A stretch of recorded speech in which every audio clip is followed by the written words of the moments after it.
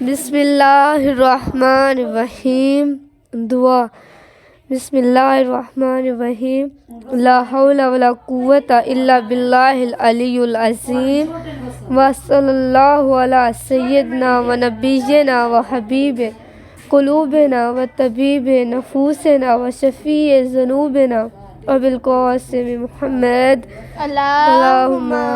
صلی علی محمد وعلی محمد وعلی آلہ الطیبین الطاہرین المعصومین ولعنۃ اللہ علی اعدائہم اجمعین من یومنا ھذا الی یوم الدین وجنۃ للمتقین ونار العاصین اما بعد۔ بسم اللہ الرحمن الرحیم وقال ربکم ادعونی استجب لکم ان الذین یستکبرون عن عبادتی سیدخلون جہنم داخرین۔ اللہم صلی علی محمد وعلی محمد۔ سامعین، میں نے آپ کے سامنے سورہ مومن کی آیت نمبر 60 کی تلاوت کا شرف حاصل کیا، جس میں ارشاد ربانی ہو رہا ہے کہ تم مجھ سے دعا مانگو، میں تمہاری دعا قبول کروں گا۔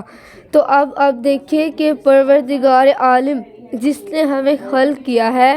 ہماری غلطیوں، کوتاہیوں اور نافرمانی کے باوجود بھی ہمیں مصیبتوں، پریشانیوں، ناکامیوں اور مایوسیوں سے نکالنے کے لیے دعا مانگنے کا حکم دے کر اور دعاؤں کا شرف قبولیت عطا کرنے کا وعدہ کر کے ہماری پریشانیوں کو دور کرنے کی سبیل عطا کر رہا ہے۔ اللہم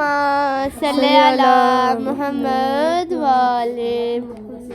اس سلسلے میں آپ دیکھیں کہ انسان اپنی پیدائش کے پہلے ہی دن سے دوسروں کی مدد کا محتاج نظر آتا ہے، بچپنے میں والدین کی مدد کا اور بڑے ہو کر کسی نہ کسی میں دوسروں کی مدد کا، اور اس کی مدد طلب اس وقت اور بڑھ جاتی ہے جب اسے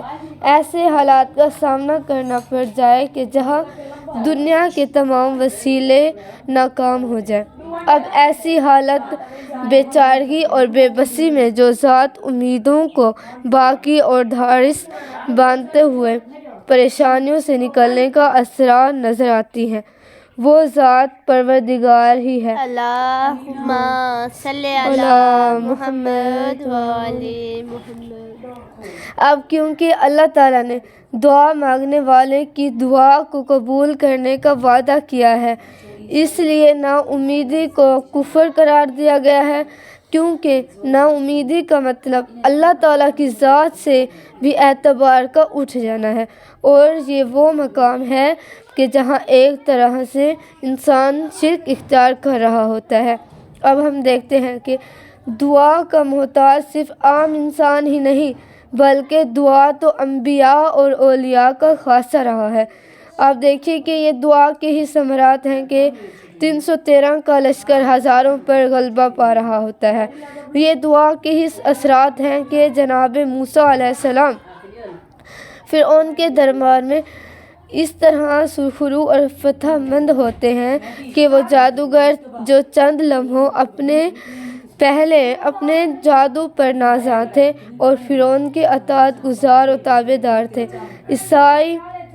موسیٰ کے اژدہا بنتے ہی جناب موسیٰ علیہ السلام کے سامنے اللہ تعالیٰ کی بزرگی اور برتری کا اقرار کرتے ہوئے فرعون سے اظہار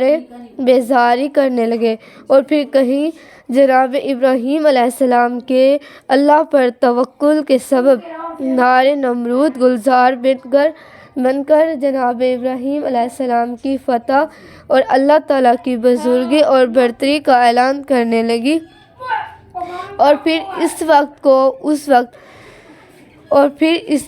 کو اس وقت ہم منزل کمال پر دیکھتے ہیں کہ جب جناب ابراہیم علیہ السلام کو پروردگار عالم منصب نبوت اور رسالت کے ساتھ منصب امامت عطا کرتا ہے، تو آپ اللہ تعالیٰ سے دعا کرتے ہیں کہ پروردگار اس منصب امامت کو میری نسل میں بھی جاری رکھنا۔ تو آواز مشیت آتی ہے کہ اے ابراہیم علیہ السلام، میں نے تمہاری دعا کو قبول کیا، لیکن یہ منصب امامت ظالمین کو نہیں ملے گا۔ سامعین، ایسا نہیں کہ یہ دعا کا مانگنا صرف مسلمانوں سے ہی مخصوص ہے، بلکہ دنیا کے ہر مذہب اور ہر دین میں دعا کی ضرورت کو محسوس کیا گیا ہے۔ اس لیے زبور کے ترانے ہوں یا تورات کے نغمے، انجیل کے زمزے ہوں یا بھگوان کی پراطاعتیں، سب ہمیں دعاؤں کا مجموعہ نظر آتی ہیں۔ اگر ہماری ویڈیو آپ کو پسند آئی ہو تو ہماری ویڈیو کو لائک اور سبسکرائب کریں۔ اللہم صلی علی محمد وآل محمد وعجل فرج۔ ہمارے چینل کو لائک اور سبسکرائب کریں۔